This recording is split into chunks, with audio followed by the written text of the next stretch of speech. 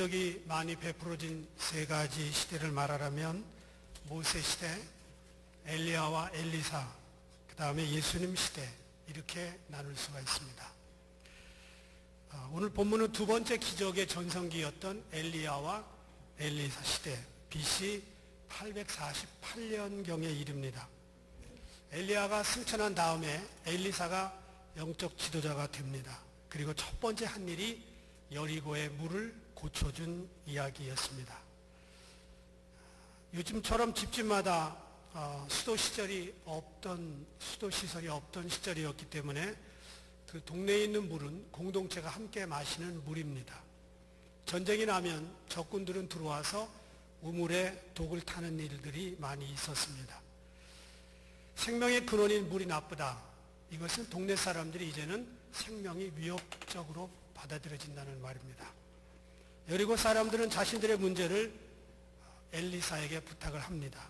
물이 안 좋으면 농사도 안 되고 자식들도 안 됩니다. 썩은 물이 있는 곳에 생명체가 죽을 수밖에 없습니다. 그래서 옛날에는 물을 중요하게 생각했습니다.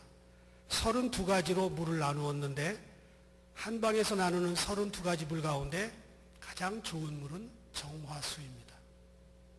이것은 새벽에 깊은 우물에서 첫 번째 길어 올린 물, 밤새도록 물이 침전되어 있다가 첫 번째를 길어 올린 물 정화수, 이걸 가지고 제사도 드리고 한약도 다렸습니다. 성경에는 물에 관한 기적들이 많이 나옵니다. 모세가 나일강을 피로 바꾸었다. 강물을 출애굽기 15장에 보면 마라의 쓴 물이 단물로 바뀌었다. 또 예수님은 첫 번째 기적을 물로 포도주를 만들었습니다. 물이라는 게 영적인 문제라기보다는 기후와 환경의 문제입니다. 그런데 이들은 왕에게로 가지 않고 엘리사에게로 찾아옵니다. 부탁을 받은 엘리사는 아무도 생각하지 못했던 그릇에 소금을 담아서 그 물의 근원을 고칩니다.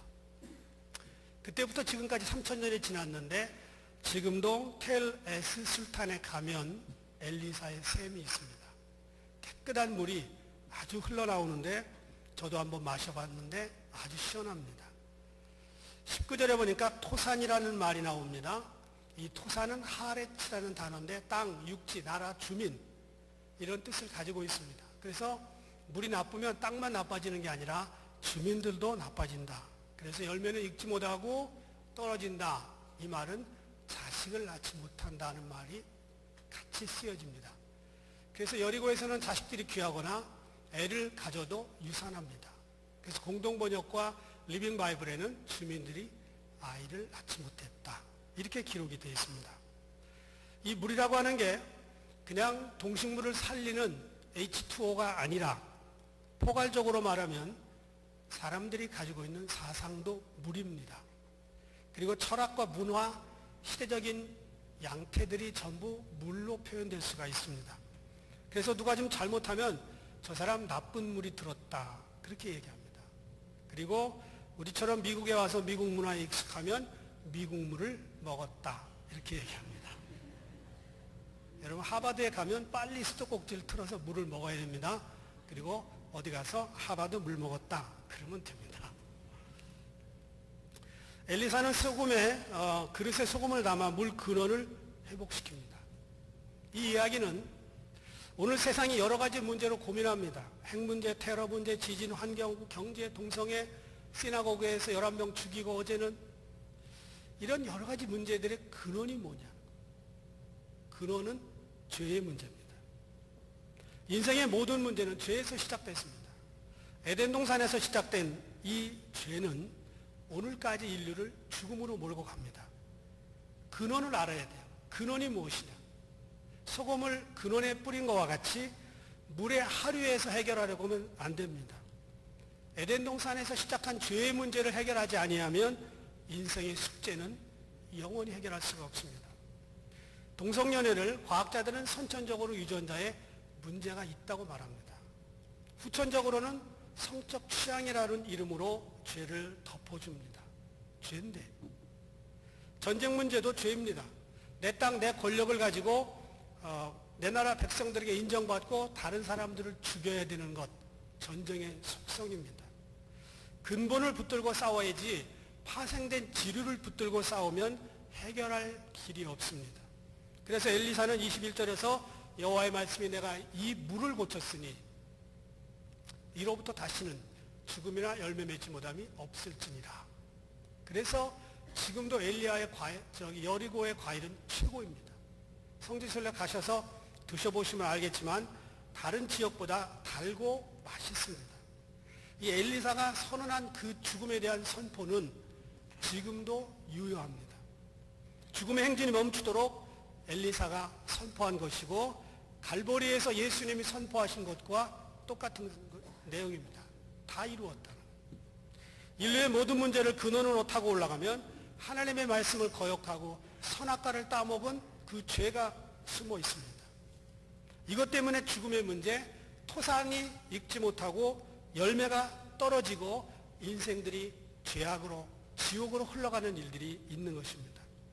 이런 근본적인 문제를 해결하지 아니하고 사람들은 조사하고 연구하고 논문 쓰면 인류의 문제가 해결될 것으로 생각합니다. 안 됩니다. 우리 인간의 문제는 자신 해결할 수가 없고 우리를 지으신 하나님께로 가서 우리를 어떻게 만들었는지 매뉴얼을 찾아봐야 돼요. 그 매뉴얼에 우리의 잘못은 죄라고 나옵니다. 그걸 해결하면 되는 거예요. 논문 써서 되는 게 아니에요. 요즘 우리가 겪고 있는 모든 문제는 지나간 역사 속에서 수도 없이 반복된 문제들입니다.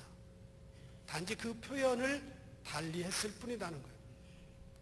엘리사가 물 근원에 소금을 던졌습니다. 21절에 보니까 이 소금은 옛날 제사에서 썼던 거예요. 제사. 레위기 2장 13절 내 모든 소재물에 소금을 치라. 내 언약의 소금을 소재에 빼지 말라. 에스겔 43장 23절 흠없는 수양 하나를 드리되 나 여호와 앞에 받들어다가 제사장 그의 소금을 쳐라. 이 소금을 언제 쓴 거냐? 모든 제사, 즉 예배에 사용된 것입니다.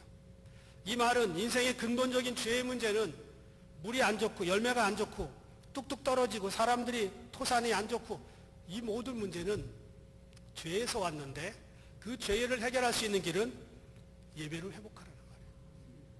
소금을 치라는 말은 소금의 그 모든 제사에 소금이 들어가는 것과 같이 예배를 회복하고 예배를 통해서 주님의 기름 부으심을 경험할 때 온전한 열매를 맺을 수 있다는 것입니다. 그러므로 모든 인생의 근원적인 문제 해결은 하나님과 마주 앉아 예배를 통해 해결해야 됩니다. 하나님은 오늘 우리를 이 시간에 예배자로 불렀어요. 예배는 근원을 회복시키는, 근원을 고칠 수 있는 통로라는 겁니다. 많은 사람들은 예배를 그냥 의식으로 생각합니다. 어떤 사람이 이렇게 얘기해요. 예배 빨리 드리고 밥 먹어야지. 밥이 중요해, 예배가 중요해요. 교회는 근본적으로 밥 공동체가 아니라 예배 공동체입니다. 예배를 통해서 주님의 보혈에 충분히 젖어서 눈물이 나오고 감동이 되고 주님의 만져주심을 경험한 사람들은 인생의 진정한 회복을 누릴 수가 있습니다. 그러므로 예배는 모든 무너진 인생을 회복하는 가장 중요한 영적 소금입니다. 예배를 등한시하고 인생이 잘 되는 것을 경계해야 됩니다. 예배 안 드리고 인생이 잘 되는 사람들을 부러워하면 안 됩니다. 오히려 더 큰 문제예요. 예배 없이 잘 되는 인생들은 사탄이 더 눈을 감겨서 그냥 무작정 지옥으로 끌고 가려고 하는 전략입니다. 영혼이 잘됨과 같이 범사가 잘 돼야지 영혼이 안 됐는데 범사가 잘 되면 하나님으로부터 확실하게 멀어질 수 있습니다. 교회 안 다녀도 아무 문제가 없는 가정들 많아요? 형통이 아닙니다. 지옥 가는데도 아무 문제가 없습니다. 그래서 모든 재물에 소금을 쳐서 올려드리는 것처럼 오늘 이 땅에서 드려지는 모든 예배에 하나님과 만나는 시간이 있을 때 그때 인생은 진정한 리커버리가 일어난다는 거예요. 회복이. 그래서 오늘 우리가 신령과 진정으로 예배를 드릴 때만이 주님의 회복이 열립니다. 오늘 우리는 스스로를 진단해 봐야 돼요. 내 인생에 참 많은 예배를 드렸는데 내 삶은 정말 풍성한가? 자식농사 잘 됐나? 인간관계 풍성하고 그리고 건강한가? 내 하루의 시간과 사건들 속에서 범사에 감사하고 기쁨이 넘쳤는가? 아니 다 그만두고 나는 예수 그리스도 안에 지금 행복한가? 교회도 열매를 맺어야 돼요. 초대교회처럼 사랑이 풍성해야 돼요. 기도가 정성껏 드려져야 됩니다. 은혜의 단비가 늘 교회를 적셔야 됩니다. 그런데 마지막 때의 교회들은 교회와 성도들이 빈약해졌습니다. 메마른 영적 기근이 시작된 지 오래됐습니다. 영적인 물이 안 좋은 교회들이 많아요. 열매 맺지 못하고 떨어지는 성도들이 허다합니다. 현대교회를 초대교회와 냉정하게 비교해 보면 우리는 너무 부족하고 초라한 영성을 가지고 있습니다. 이 시대의 성도들이 영적 기갈과 은혜의 기근에 빠져 있습니다. 은혜 아니면 살 수 없다고 고백해야 되는데 은혜 아니고도 살 수 있는 사람들이 너무 많습니다. 여러분, 주일 설교 한 번 듣고 성경 일주일 내내 읽지 않고 기도 별로 하지 않고 일주일을 버텼다면 이거는 근력이 있어서가 아니고 빈약함입니다. 문제가 이 정도 되었으면 하나님을 붙들고 1대1로 예배하며 하나님과 만나야 되는데 다른 사람들도 다 그렇게 사는데 하나님 앞에 자기를 진단받는 것을 꺼려합니다. 엘리사가 물 근원에 물을 뿌린 것처럼 소금을 뿌린 것처럼 우리 인생의 근원에 하나님의 은혜의 물을 쳐야 됩니다. 예배를 통해 회복돼야 됩니다. 그래서 예배를 사모하고 가정에서 직장에서 예배의 영성이 흘러나가고 예배를 통한 영적 은혜가 24시간 365일 가정과 자녀와 그리고 직장을 덮어야 됩니다. 근원을 고치지 않고 변두리만 고치면 안 됩니다. 인생의 근본 문제는 하나님과의 만남입니다. 예배가 그 중요한 수단이 됩니다. 그리고 20절 보니까 엘리사가 새 그릇에 소금을 담아오라 이렇게 말합니다. 물은 엘리사가 고치는 게 아니에요. 여호와님이 고치는 거예요. 하나님이 고치는 거예요. 여호와께서 회복시켜 주시는 거예요. 중요한 것은 소금을 새 그릇에 담아오라. 예배를 드리는 우리 자신 중요하죠. 우리가 거듭나야 돼요. 내 마음이 새 그릇이 돼야 돼요. 그래서 고린도후서 4장 7절에 있는 것처럼 우리가 이 보배를 질그릇에 가졌으니 이는 능력의 힘이 큰 것이 하나님께 있고 우리에게 있지 않다. 보배 예수님입니다. 그릇 저희들입니다. 우리 영혼이 거듭나서 보배 대신 그리스도가 내 안에 항상 거할 때 이 그릇이 새 것이 됩니다. 언제든지 교회의 힘은 예배에 참석한 교인들의 숫자가 아닙니다. 거듭난 사람들의 숫자입니다. 거듭났다고 하는 것은 예수 그리스도의 보혈로 내 그릇이 정결하게 됐다는 걸 말합니다. 디모데후서 2장 보면 큰 집에는 여러 종류의 그릇이 있대요. 거기에는 금그릇, 은그릇, 놋그릇, 여러 가지 나무 그릇 있는데 어떤 그릇을 쓰냐? 금그릇이 아니라는 거예요. 자기를 깨끗하게 하면 깨끗한 그릇이에요. 오늘도 이 땅에 살고 있는 모든 인생들이 토산이 익지 못하고 떨어지는 쓴물을 붙들고 절망하고 있습니다. 다른 길 없어요. 예배를 통해서 하나님과 만나고 내 심령이 거듭나서 본어게인 크리스찬이 되면 회복이 되는 거예요. 그래서 예수님께서 요한복음 4장 13절 14절에 말합니다. 이 물을 마시는 자마다 다시 목마르려니와 내가 주는 물을 마시는 자는 영원히 목마르지 아니하리니 내가 주는 물은 그 속에서 영생하도록 솟아나는 샘물이 되리라. 이 세상의 모든 물은 죄로 오염되었습니다. 정치, 경제, 사회, 문화, 연예계, 교육계 다 오염됐어요. 오직 예배를 통해서 성령의 생수가 흘러가는 인생들만 열매를 맺을 수밖에 없습니다. 속지 마세요.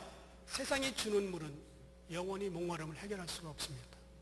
오직 소금을 뿌려서 근원이 고쳐져야 됩니다. 그것이 변화예요. 예배를 통해서 거듭난 사람들만이 변화를 체험할 수 있지 프로그램으로는 할 수가 없습니다. 한국의 어느 가난한 목사님이 여자고등학교가 가까운 지하 방에다가 월세를 내서 교회를 개척했습니다. 그런데 언제부터인가 교회 지하실 예배당 입구에 담뱃재가 수북히 쌓였어요. 거기에 또 침까지 잔뜩 뱉어놔가지고 어떻게 할 수가 없었어요. 이상하지, 누가 왔나? 교회 다니는 사람이 이러지는 않을 텐데. 그리고 주목해서 이렇게 조사를 해봤더니 교회 계단 옆으로 이제 등교하기 전에 또 등교하고 나서 점심때 하교 시간에 여고생들이 와가지고 한 대씩 패고 거기다 다 뱉고 침까지 그리고 간 거예요. 이것들 불러다가 야단을 칠까 하다가 햇볕 정책을 썼습니다. 아무 말 없이 여학생들 몰래 담배꽁초를 치웠습니다. 그런데 담배꽁초는 주워서 치우겠는데 침은 참 어떻게 할 수가 없었어요. 이렇게 많은 침을 뱉었을 수 있을까? 바닥에 하얗게 깔려 있었습니다. 목사님은 그래도 얘네들 하나님이 보내주셨는데 어떻게 할까? 그리고 그걸 청소하기 시작합니다. 사모님에게 귤 한 박스를 부탁합니다. 담임 목사님은 그 귤을 예쁜 접시에 담아서 옆에 재떨이 놓고 스테인 글래스에다가 물을 붓고 거기에 휴지 하나 놓고 그리고 이렇게 써놨습니다. 여러분 환영합니다. 이 계단에 오신 분들은 이미 우리 교회 신자들입니다. 신자들 너무 쉽게 만들어요. 편히 쉬었다 가십시오. 귤도 드십시오. 먹고 남은 건 가져가서 친구들과 드십시오. 여러분의 목사가. 목사님은 사모님에게 계속 부탁합니다. 그런데 사모님이 돈 있어요? 그런데 그것도 전도용이라고 계속 됐습니다. 그리고 글을 써놨어요. 공부하느라 고생이 많죠? 시험 잘 보세요. 고생 끝에 낙이 옵니다. 오늘 무척 추우네요. 교회 문 열어놓았으니 커피 드시고 컵라면 드세요. 가스레인지 끄고 가세요. 부활절 크리스마스 때까지 무려 1년을 그렇게 했습니다. 담배 끊어라, 침 뱉지 마라, 교회 나와라, 정리 잘하고 가라 한마디 써놓지 않았습니다. 그 대신에 하나님의 사랑하는 딸들 기말 시험에 좋은 성적 내라 격려만 했습니다. 1년이 지났어요. 거기에 담배 피우던 애들이 담배 피우고 나서 깨끗하게 정리하고 갑니다. 침도 따로따로 다 뱉어서 휴지에 싸서 버립니다. 졸업 직전에 여학생들이 교회에다가 18억 원의 헌금을 작정합니다. 미쳤죠? 18억 원이 어디서 나와요? 여학생들이 자기들 나름대로 어떻게 은혜를 갚을까 그러다가 복권을 사기로 작정을 합니다. 그리고 기도합니다. 복권 당첨되게 해달라고. 그리고 봉투에다 18명의 이름을 다 쓰고 전화번호 쓰고 그리고 복권 당첨되면 드리겠습니다. 하나님이 도우셨어요? 누가 도왔는지 모르겠어요. 복권이 당첨돼서 18억 원을 탔습니다. 졸업하기 전에 학생들이 이걸 다 교회에다 드리고 졸업을 하고 항공사에 취직하고 백화점에 취직하고 대학에 들어갔습니다. 목사님들이 여학생들이 학교를 잘 다녔고 졸업한 걸 확인하고 거의 만난 적이 없어요. 그런데 전화번호를 다 연락해봤습니다. 그랬더니 걔네들이 18명이 하나도 빠짐없이 가까운 교회 나가서 주일학교 봉사하고 성가대 섬기고 예배를 참석합니다. 법이나 원칙보다 율법으로 들이대는 것보다 감동받으면 변화됩니다. 하나님의 은혜가 흘러가면 마음은 바뀌어집니다. 억지로 끊게 하면 안 돼요. 그러고 싶을 거예요. 그때는 근원을 해결해주면 나머지는 알아서 합니다. 사랑을 부어주면 은혜가 부어지면 그들은 바뀝니다. 이 은혜의 힘이 오늘 우리들에게 필요합니다. 이 은혜는 주로 예배 시간에 전달이 됩니다. 오늘 우리는 종교개혁 501주년을 지내고 있습니다. 루터가 뭐라고 얘기했냐? 근본으로 돌아가자. 오직 믿음, 오직 은혜, 오직 성경. 캐톨릭은 그거 말고도 엄청난 것들이 많이 있었어요. 그런데 근본 운동을 했습니다. 솔라 피데, 솔라 그라치아, 솔라 스크립추라. 근본을 고치는 개혁을 했을 때 개신교가 나온 것입니다. 그런데 지금 개신교도 썩었어요. 500년이 됐는데 다 썩었어요. 이제는 근원부터 다시 돌아가야 됩니다. 예배를 회복하고 거듭난 영혼들이 교회에 와서 앉아 있어야 되고 이미 와서 앉아 있는 사람 가운데 거듭나지 않았으면 주님께 거듭남을 부탁하고 영혼이 거듭나야 교회가 새로워집니다. 시스템 안 됩니다. 목사 바꿔서 안 됩니다. 우리는 내 마음을 바꾸고 내 심령의 은혜가 될 때 영혼이 바뀌고 사회가 바뀐다는 것을 깨달을 수 있는 저와 여러분 되기를 바랍니다. 기도하겠습니다.